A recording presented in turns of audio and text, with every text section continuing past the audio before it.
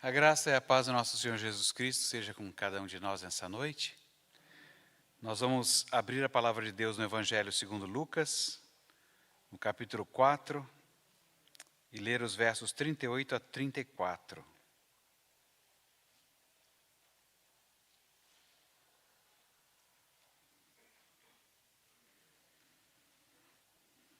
Lucas, capítulo 4, 38 a 44. Antes de ler a passagem da Escritura, eu vou explicar como é que vai acontecer. Umas pequenas mexidas aqui e acolá. Eu nunca fiz desse jeito, vai ser estranho, mas vamos lá. A primeira coisa que eu vou fazer, eu vou pregar nesse texto. Depois de eu pregar nesse texto, aí que eu vou explorar mais as tríades, a tríade que está nesse texto. Porque nossa primeira palestra é Autoridade, Poder e Presença, Cristo, a norma a ser espelhada na igreja.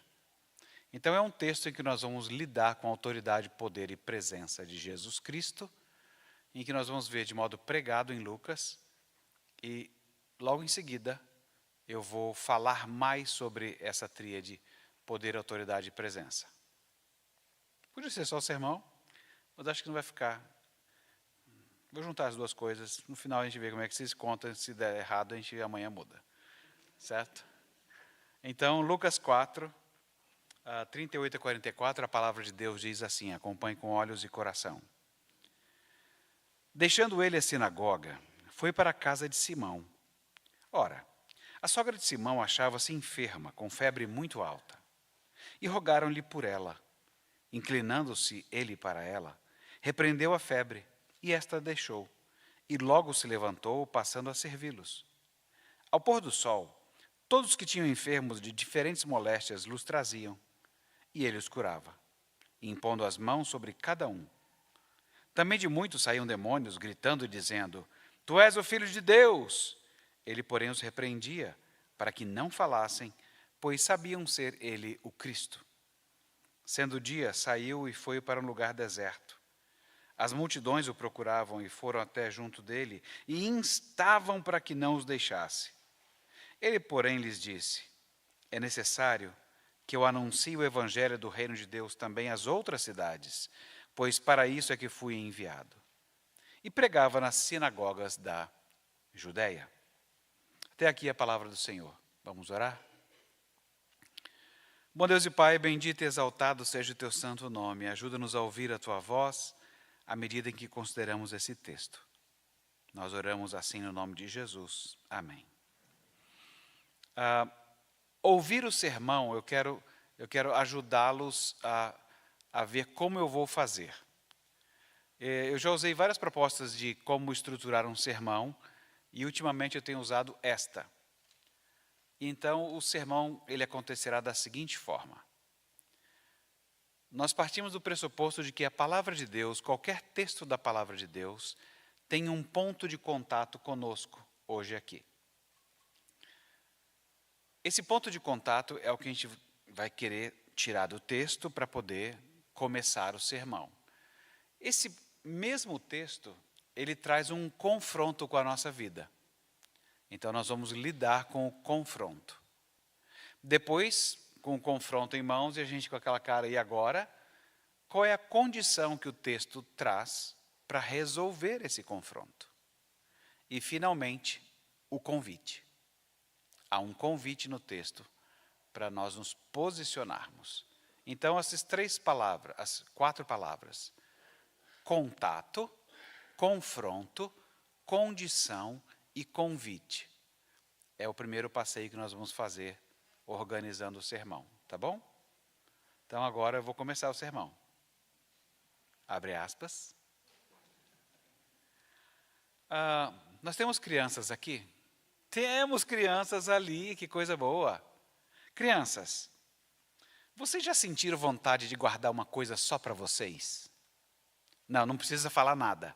Não responde. Porque às vezes a gente faz isso mesmo, mas não precisa falar. Não se comprometa. Às vezes você tem um melhor amigo que você não quer dividir. Às vezes é um brinquedo favorito que você não quer emprestar. Ou o colo da mamãe que você quer só para você. E você fica empurrando o seu irmão. Gentilmente, é claro. Coisa de irmão. Gentilmente. Bom, ou até mesmo o elogio da professora que você quer exclusivamente para si. Não acontece? Eu acho que essas coisas acontecem. Adultos, saibam, crianças, eles não são tão diferentes assim de vocês. Eles também sentem ciúmes e gostariam que algumas amizades fossem exclusivas. Pais querem manter o filho sempre por perto e até, em alguns casos, exigindo que ele torça para o mesmo time. Tem alguns casos assim, horrorosos. Mas é isso, nós temos essa inclinação de segurar o que é bom para nós. E em todo canto do planeta as pessoas fazem isso. E hoje nós vamos ver isso acontecer com Jesus. Ele se revela poderoso e libertador. Mas olha só, as pessoas tentam segurá-lo só para si. Querem exclusividade, querem que ele fique ali, que ele continue atendendo às suas necessidades imediatas. Mas Jesus tem algo muito maior para oferecer, muito maior. A sua missão, ele disse, vai a todos os lugares e alcança exatamente aquilo que as pessoas não sabem que precisam. É aí que ele chega. Então, o ponto de contato começa aqui. Essa vontade que a gente tem de reter as coisas para nós mesmos. E chega Jesus e fala assim, acho que vocês não entenderam ainda. Então, o texto nos confronta agora da seguinte maneira. Até aqui, Lucas está mostrando a Teófilo e a nós também quem é Jesus. Ele tem autoridade, ele tem poder, ele está presente. E os sinais confirmam isso. Ele com autoridade expulsou demônios no texto anterior, antes desse. Demônios de um homem que estava dentro da sinagoga. Ele curou a sogra de Pedro apenas com uma palavra de poder.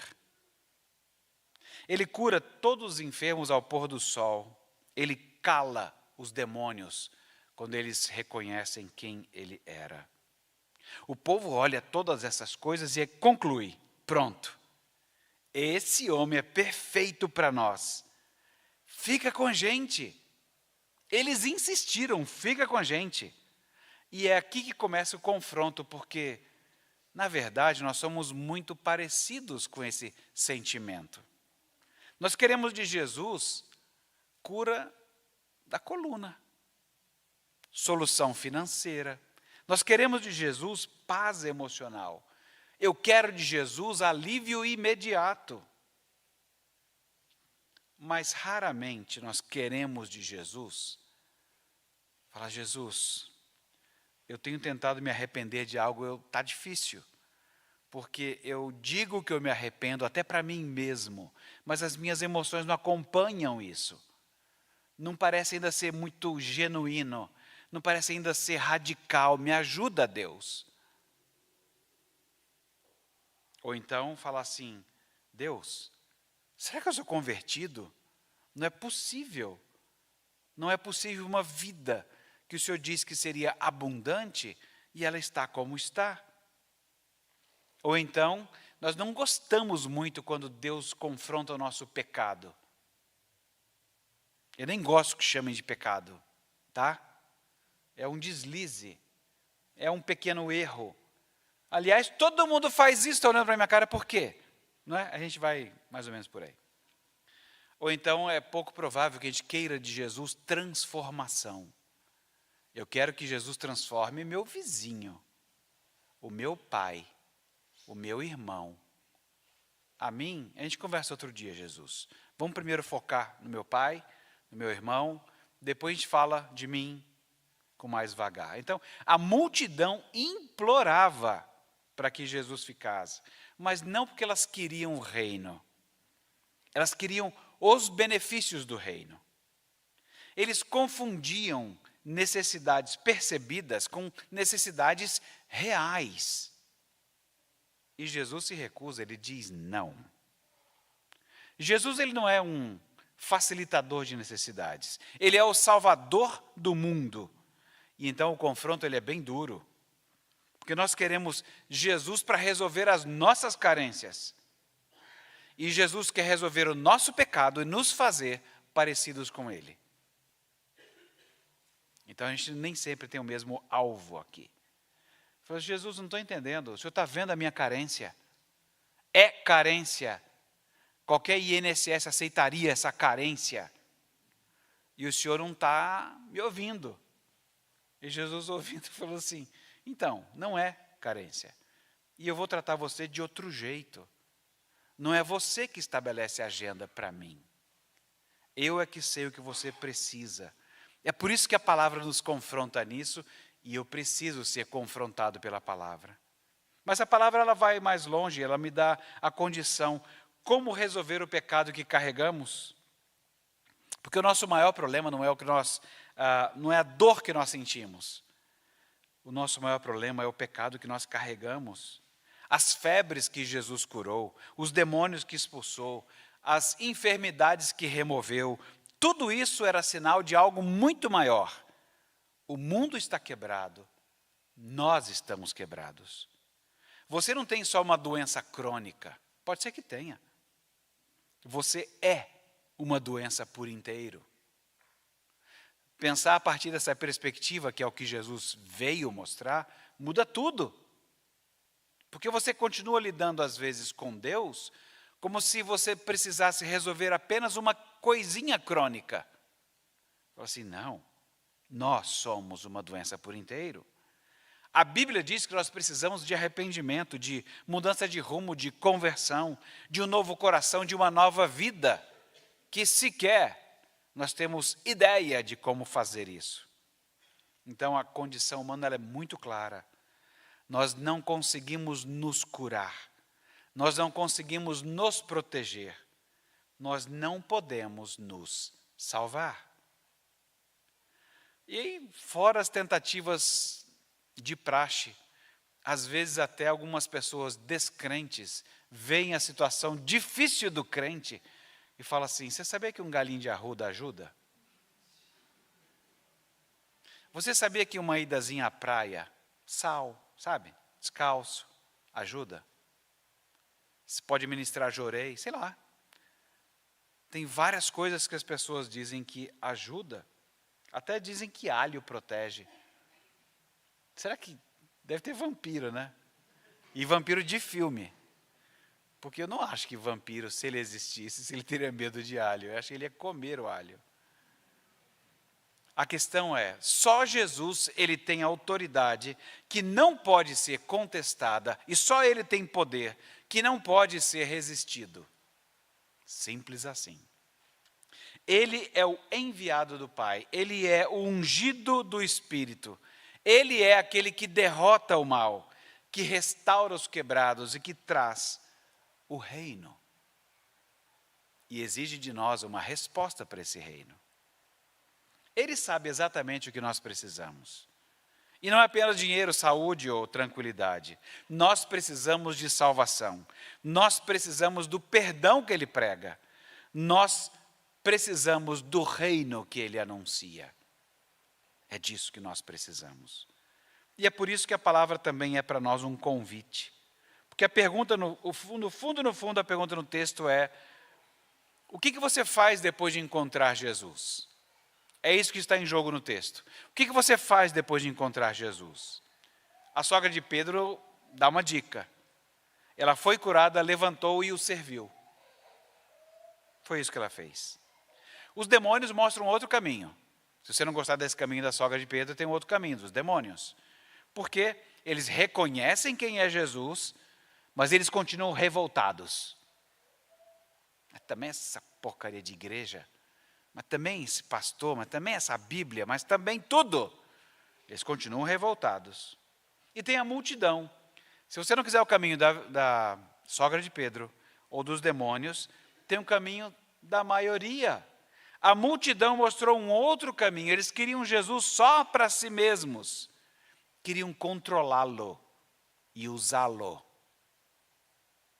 A gente gosta disso, não é? Jesus, eu vou fazer o seguinte, eu construí uma estantezinha, eu vou colocar o senhor sentado aqui. O senhor fica aí, bem bonitinho. Eu vou fazer umas coisas e já volto.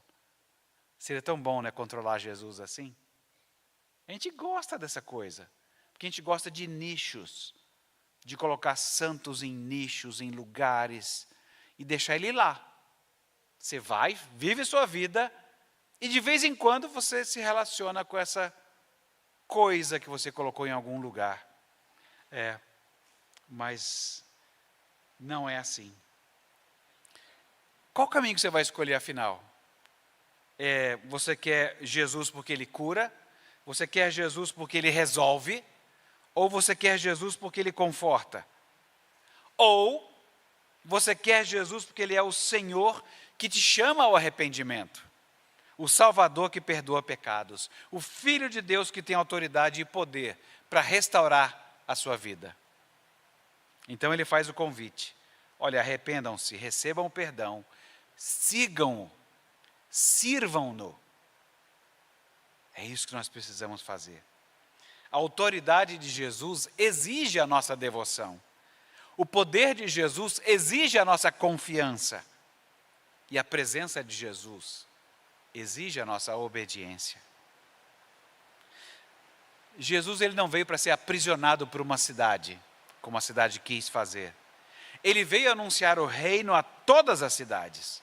Ele não veio só para curar febres, ele veio para curar pecadores. E é por isso que você tem que ter isso gritando na sua cabeça. Você vai servir a Jesus como a sogra de Pedro? Ou você vai reconhecer a sua divindade, mas ficar revoltado como os demônios? Ou vai seguir a multidão e querer que Jesus apenas tenha uso para você? O convite é este. Num texto como esse, entender que nós gostamos de exclusividade. Nós gostamos das coisas para nós. E mesmo com Jesus a gente acaba querendo fazer isso. E Jesus corrige a nossa postura com relação a isso. Dizendo que quem tem esse desejo de querer para Ele, e o único que pode fazer isso, é somente aquele que tem autoridade e poder. E se fez presente para se mostrar assim. É uma tríade que você percebe nesse texto, viram?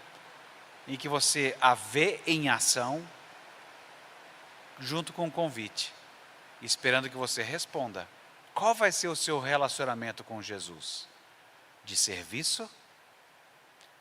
De rebeldia? Ou de querer manipulá-lo? Responde aí. E aí a gente acaba o sermão aqui, seria ponto final. É um sermão reduzido, mas colocado em parte só para você sentir o fluxo das ideias do texto. A gente para aqui, fala, acabou o sermão aqui, parágrafo, e a gente vai continuar falando dessa questão da tríade. Antes de você pensar em casamento, porque quando você fala o noivo e a noiva, na hora, você fica pensando os nossos casamentos. Aí você fala assim, fala por você se você é casado, eu estou aqui tentando, né? Eu tenho uma boa notícia para você, mas eu não vou dar hoje, isso é uma outra tríade. Mas depois eu dou essa notícia. É que eu recebi uma revelação da palavra de Deus e eu conto depois. Mas antes de você pensar em casamento, de qualquer tipo, você precisa ser encantado. Agora é palestra, tá bom? Não é mais explicação do texto. Você precisa ser encantado de novo com o relacionamento Cristo e Igreja. Na verdade, esse é o grande foco. E enquanto você não se encantar com esse relacionamento, vai ser muito difícil falar sobre casamento com vocês. Porque precisa voltar esse encantamento. O casamento é só um sinal disso. Mas a relação Cristo e Igreja é que é a realidade. É por isso que essa tríade, e que vocês podem ler mais sobre ela, se vocês lerem a obra do John Frame, O Senhorio de Cristo, são 4 volumes aí para vocês se divertirem. E essa é uma das tríades que ele trabalha. Ele trabalha mais teologicamente do que o que eu faço, mas é algo que eu acho inevitável, porque você encontra na Escritura autoridade, poder e presença. Essa nomenclatura você percebe em vários lugares, não só nos clássicos, como Jesus diz, eu tenho toda autoridade me foi dada no céu e na terra. Ou então quando ele diz, ou quando a Escritura diz em Romanos que aquele que foi designado Filho de Deus com poder, ou ainda de que Jesus é o Emanuel, Deus conosco, tanto dito por Isaías quanto por Mateus. Então essa é uma realidade, autoridade, poder e presença que você vê encarnado em Jesus Cristo. E se Jesus Cristo ele é o Senhor da igreja, como é, então o relacionamento dele conosco e o que nós espelhamos dele como igreja também vai ser marcado por autoridade, poder e presença. E é só depois que a gente pergunta, mas o que isso diz sobre o casamento cristão? Não, primeiro o encantamento. Porque nós temos perdido o encantamento. Aliás, John Piper vai fazer muita falta, né? Porque John Piper era um desses pregadores que estava encantado o tempo inteiro com Deus e a sua revelação. E nós temos alguns poucos pregadores. Eu vou usar só o John Piper, que eu pego um estrangeiro. Não fico, eu podia falar João Paulo e tal, mas vou falar John Piper, porque JP também, entendeu? E falar assim, é tão bom quando você encontra alguém encantado com a palavra de Deus, com as coisas de Deus, mas ele é um encantamento que você se sente duplamente assim, você gosta e você estranha. Fala assim, rapaz, o que ele está vendo que eu não estou vendo? Que alegria é essa que ele sente que eu não sinto isso tudo? Será que ele é mais santo do que eu? E você não pensa essas bobagens? Eu acho que a gente devia pensar. Fala assim, será que ele pensa? O que ele está vendo que eu não estou vendo? O que ele sabe que eu não sei? E quando ele fala e explica as coisas, fala assim, mas isso eu sei. Mas o problema não é conteúdo. Aliás, se fosse isso, toda mãe estava feliz da vida. Porque os filhos sempre respondiam, eu sei, mãe. E o resultado qual é? Não exatamente de acordo com a resposta, eu sei, mãe. O resultado nem sempre é muito bom. Por quê? Porque às vezes os filhos não estão encantados com falar assim, papai e mamãe, é tão bom obedecer vocês. Minha vida é sempre tão melhor. Eu queria dormir mais tarde, sim, mas eu percebo o cuidado que vocês têm comigo ao me colocar mais cedo para dormir. Minha vida amanhã será muito melhor. Aí você fala assim, que história é essa, cara? Tem alguém possuído aqui, né? Você ia achar estranho se alguma criança dissesse isso. É que não é aprendido assim. Talvez alguns filmes americanos eles façam desse jeito, né? Sim, mamãe, eu vou. Você fica meio assim, caramba, como é que é isso? Ainda que em outras culturas a obediência funcione melhor ou pior, nem sempre o encantamento vai acontecer. Pode ser aquele café da manhã, filhos à mesa, e você fica tão emocionado com aquela cena, que você chega e fala assim, eu queria citar um trecho da Escritura para vocês. Este é mais um dia que fez o Senhor, alegremo-nos nele. E os filhos assim, tá, pode tomar café agora? Aí você fala assim, falta encantamento, entendeu? Então assim, não tem problema. O encantamento pode demorar mais para alguns. E vai acontecer um pouco disso, de não estar encantado com as coisas que Deus faz. Porque às vezes você não percebeu detalhes. Há coisas que os filhos só vão entender quando eles tiverem filhos. E há coisas que não vão entender nunca. Porque não querem.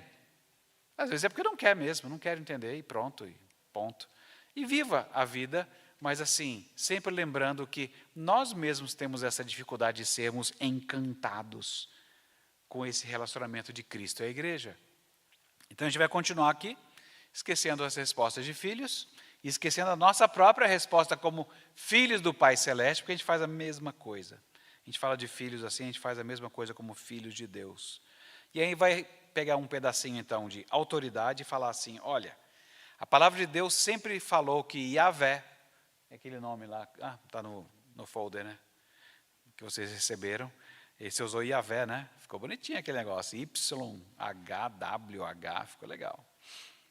Yahvé, ninguém sabe como pronuncia o nome de Deus, Yahvé, Jivé, Jeová, Jové, ninguém sabe como pronuncia, alguns traduzem por Adonai, alguns, ou as nossas traduções, a maioria delas coloca Senhor em letras maiúsculas, mas enfim, no Antigo Testamento Yahvé ele é Senhor, e no Novo Testamento, Jesus é chamado de Senhor, e o ponto-chave é que esse é o resumão de tudo, Deus é Senhor. E depois você aprende, Jesus é Senhor. E Ele é Senhor, em primeiro lugar, da sua igreja. É assim que a gente aprende. A gente aprende meio que de trás para frente. Ele vem sendo o Senhor desde todas as eras. Antes de haver tempo e espaço, Ele é Senhor. Mas você acaba aprendendo isso aqui. Vamos supor que você veio a conhecer a Jesus há pouco tempo e vem conhecendo essas coisas inserido numa igreja. Então você aprende que Ele é Senhor da igreja. E vai aprendendo que o senhorio dele é muito maior do que isso. Mas já está de bom tamanho se você entender que Ele é o Senhor da sua igreja. Quando Paulo escreveu aos Coríntios, ele disse exatamente assim: aos santificados em Cristo Jesus, aos chamados para serem santos, em todo lugar invoca o nome do nosso Senhor, Senhor deles e nosso. Ele é Senhor. É por isso que, quando eu digo que Ele é Senhor, e que Ele pode ser não definido, mas você pode perceber que autoridade, poder e presença fazem parte de Jesus Cristo como Senhor da igreja.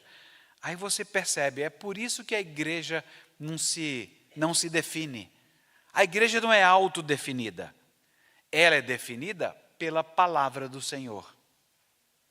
A igreja ela não é uma ONG, não é um clube religioso. Ela existe em aliança com um Senhor. A autoridade de Cristo, portanto, ela se expressa na palavra, mais especificamente nos mandamentos, e encarnadamente você vê até na própria liturgia. Quando alguém faz aquela ordem de culto, leitura, oração, música, leitura, oração, música, que até um amigo meu falou assim, gente, tudo igual. Eu falei assim, é verdade, tudo igual, como a vida. Sol, noite. Ninguém reclama disso, né? Mas tudo bem. A gente reclama do que quer. Mas eu queria chamar a sua atenção porque é tudo igual na forma. Mas são passagens diferentes. E ainda que fossem as mesmas passagens bíblicas, é um momento diferente. É você, como adorador. Então, o momento da organização de como vai acontecer a adoração, de como vai acontecer o momento de eu falar com Deus, por intermédio das orações comunitárias, de eu falar com Deus à medida que eu canto, de eu falar com Deus num silêncio em que ninguém está ouvindo, deve ser um grande sinal de Wi-Fi bem complicado, né? Se a gente pudesse ver os balãozinhos, né? Ia ver um monte de balãozinho, de um monte de gente falando. Eu acho que o culto, mesmo presbiteriano, ele é muito ruidoso. É que a gente não ouve. Mas o Deus que ouve, sabe, vocês estão com expectativas no coração, falando com Deus. O Espírito Santo está falando com vocês, está falando comigo, eu estou falando com vocês. E perceberam quanta gente falando? Só que, você não ouve. Mas o Deus que ouve, Ele sabe de tudo. E Ele está ouvindo.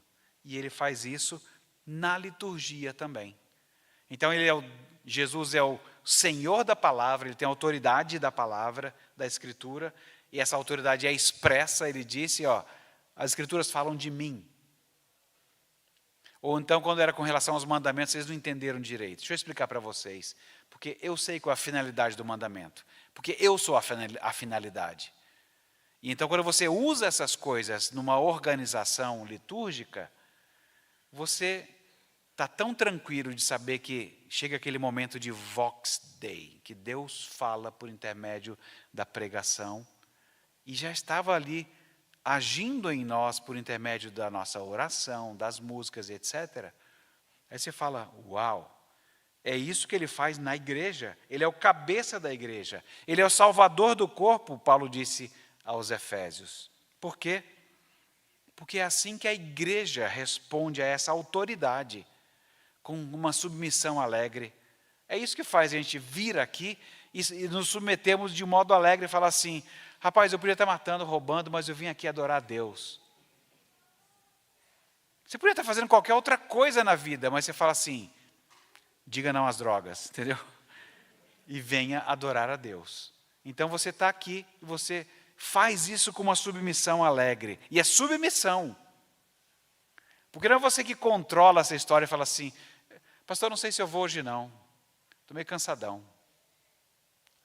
Fala assim, por mais que eu entenda essa frase, eu estou muito cansadão, você está dizendo na sua legenda que o meu colchão Ema, que eu comprei há pouco tempo, ele vai me dar o descanso que Deus não me dá. É quase isso que você está dizendo.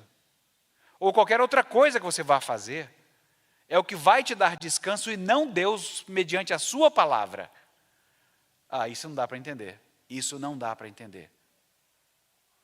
Então, a igreja responde com submissão alegre. Você vem aqui porque você se submete ao convite de Deus. E diz não às outras coisas e fala, eu venho. Você obedece. Porque você sabe que há fala dele e ele age em você. É o único momento em que você vai ter aquele momento público junto com todos, como um testemunho para todos, em que as pessoas te conhecem, olham para você e falam assim, eu sei que sua vida está difícil, mas ele veio aqui adorar. Eu sei que a coisa está difícil, mas ele veio adorar. Obediência, confiança. É isso que prepara o terreno para depois você dizer, esse padrão aparece no casamento. Por quê? É o jeitão da gente ser igreja, em que a gente se alegra com isso. Agora, como é que eu vou explicar para os filhos que a hora mais legal é quando os pais chegam em casa? Aí fala assim, papai chegando, acabou a alegria. Minha mãe chegou, só vem ordem de faz isso, faz aquilo. Acabou a alegria. Falei assim, gente, primeiro os filhos não têm toda a razão. Tem um monte de coisa para fazer em casa. Acorda para a vida. Tem um monte de coisa para fazer em casa. E pais, talvez a gente esteja transmitindo um recado de como é que eu vou ensiná-los a fazer por alegria? Não precisa ficar rindo não, pode vir até chutando balde. Chateado, mas faz. Mas eu tenho que conseguir transmitir que tem alguma coisa maior aqui do que só me obedecer. É a obediência da igreja a Cristo. Tudo que você faz na vida é espelhado por isso. Se eu não estiver encantado com essa relação, isso não vai acontecer adequadamente nas outras. O poder de Cristo em favor da sua igreja. Vocês sabem que poder é uma força controlada, mas que Cristo aplica à igreja. Por que é uma força controlada? Jesus ele é chamado de dois animais. Ele tanto é o leão quanto o cordeiro. Então é força controlada. Até que eu gostaria que fosse mais leão, entendeu? Só batendo, chutando, mordendo, engolindo. Eu ia gostar muito disso. Mas eu não sei se eu ia gostar tanto disso, porque eu acho que eu seria a vítima. Eu seria engolido. Pois é, força controlada. Aliás, Jesus deixou isso bem claro. Eu podia chamar uma legião de anjos, mas ele se entrega pela igreja. Ele é o leão, mas ele se entrega como cordeiro. E essa figura vai até Apocalipse, o leão, o cordeiro. Porque mansidão não é a ausência de força, mas é a força a serviço da aliança. Foi o que Jesus fez o tempo inteiro pela igreja. Ele teria força para matar todo mundo. Falou, acabou, gente. Ninguém vai matar aqui na cruz, não. Acabou. Chega. Roma, cai. Podia, não podia? Ele usou a sua força para servir a aliança. Ninguém entendeu. Tanto que os dois meninos ficaram chateados lá, estavam andando pelo caminho, mataram Jesus e tal, chateado. Você não ouviu? Ouviu? E Jesus respondendo para ele, né? É muito interessante aquela cena. É o poder a serviço da aliança.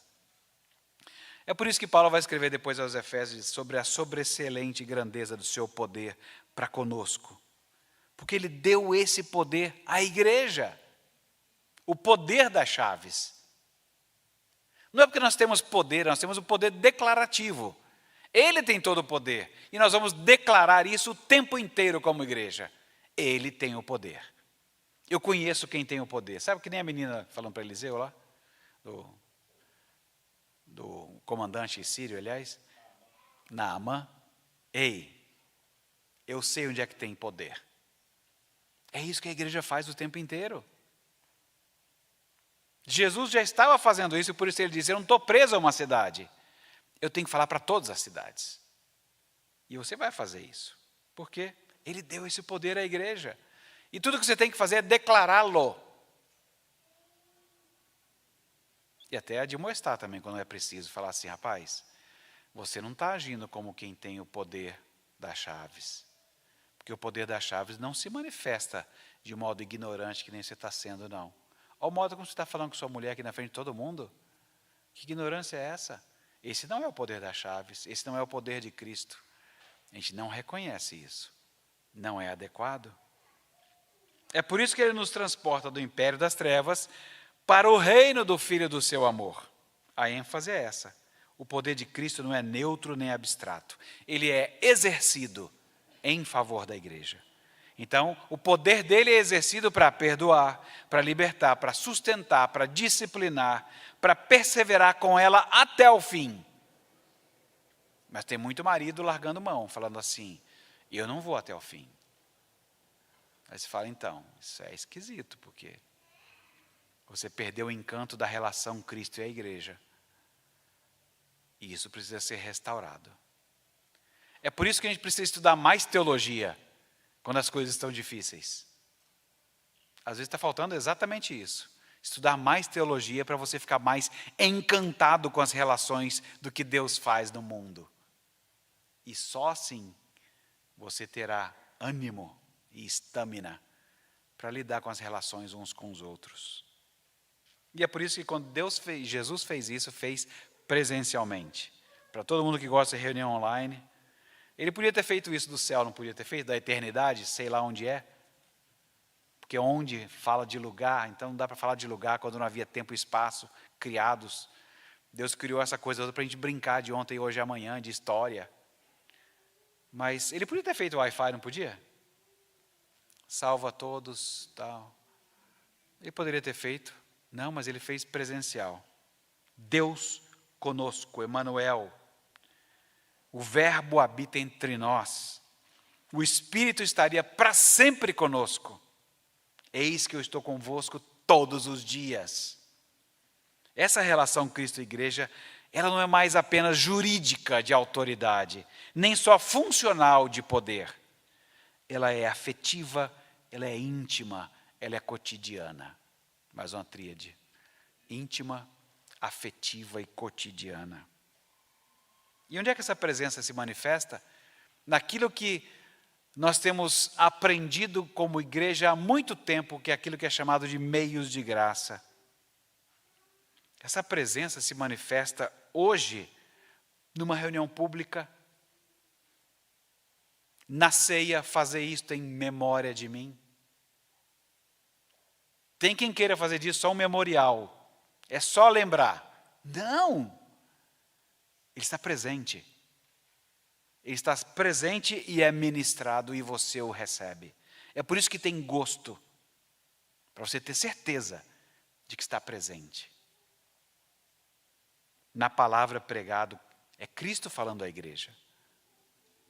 Na comunhão dos santos, quando você se alegra com, chora com, é uma extensão de Cristo indo até a pessoa. E para o meu caso, como eu sou pastor auxiliar, você pode falar até assim. Teve uma pessoa que uma vez falou assim, eu fui numa casa e falou assim, pastor fulano nunca veio aqui. O pessoal gosta de fazer a gente brigar, né? O pastor fulano nunca veio aqui. Eu falei, uai? Mas ele pediu para eu vir. Não estou entendendo. Estou vindo em nome de. Eu nem queria estar aqui. Assim, podia falar, né? Ser bonitinho. Mas seria ordinário. Não é eu nem queria estar aqui. Eu não sabia da existência. Você é novo no lugar. Você nem sabe de nada, de coisa alguma. E alguém pede para você ir num lugar. Você vai. E você está dizendo que isso não vale? É porque falta o encantamento da relação de Cristo com a sua igreja. Em que ele levanta lideranças, levanta crentes de todo canto para poder uns aos outros. E você receber como se recebesse do próprio Cristo. É isso. A presença de Cristo, ela consola, ela santifica, ela conforta, ela acompanha na peregrinação. Só então, quando eu levanto essas coisas para encantamento, é que eu posso entender que Paulo escolhe exatamente essa relação para falar de casamento. O casamento não é o tema principal. O casamento é a parábola viva de algo maior, que é a aliança Cristo-Igreja. Nós precisamos desse encantamento. Nesse caso, no marido cristão, a analogia seria: maridos, nós temos autoridade não absoluta, mas uma autoridade derivada. Nós temos poder sacrificial, não controlador. É dar a vida, não é tomar a vida das pessoas. E presença fiel. Nós não abandonamos nem fisicamente, nem emocionalmente. Porque é fácil, às vezes, não abandonar fisicamente, não é? Pastor, tá meio chato, mas estou em casa, né? Falei, como assim? Estou em casa? Você acha que essa presença física está valendo de alguma coisa?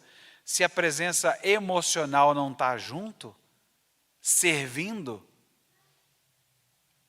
É que nessa hora a gente quer ser servido, né? A gente não gosta desse jogo. Evangelho é quem perde ganha. É muito legal. Eu gosto do jogo quem ganha, ganha. Então esse é um outro jogo.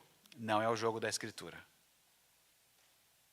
Na esposa cristã, a analogia seria uma resposta de confiança, como a igreja ao seu Senhor.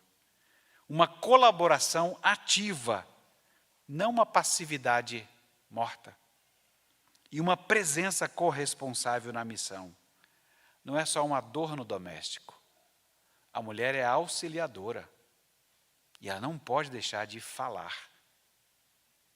E tonto é o marido que não ouve.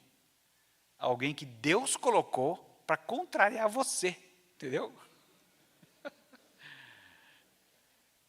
Por quê? Gente, a gente sozinho, a gente morria muito mais rápido. Fácil. Eu não preciso pensar 2 vezes nisso. Ou adoeceria, morreria. Ou causaria um grande problema ao mundo. Alguma coisa, alguma guerra. A gente arrumaria uma guerra, alguma coisa. Entendem como é que o centro das coisas não é como melhorar minha vida conjugal, mas quem é Cristo para a sua igreja? Você precisa escarafunchar isso o máximo possível. Quem é Cristo para a igreja? Estude mais sobre isso. Deus nos abençoe.